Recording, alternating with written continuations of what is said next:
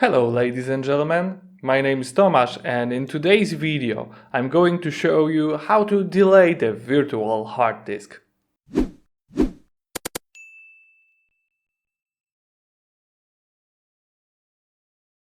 So if you created a virtual hard disk but you made a mistake and I don't know, you just want to get rid of it, I'm going to show you how to do this.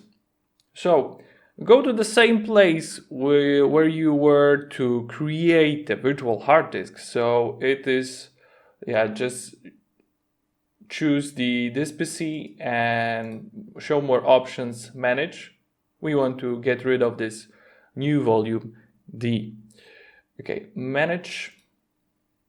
And we are here in the computer management. And the computer management, let's choose the disk management, and here you can see all in your computer and the new created volume, so disk D, new volume D, and here not double but right click on it and click and choose delete volume.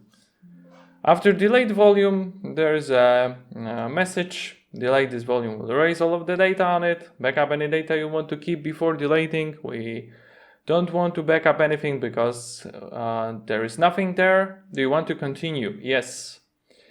And this disk disappeared, but still there is a disk 1 here unlocated. And we want to not right click on this, but right click on this.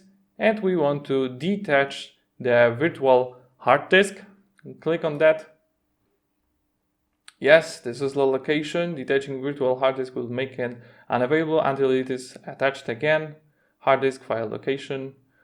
Because let's see. It is still here. It's not here, but we also need to do this. So okay. And there is nothing here. Unlocated. And this is it.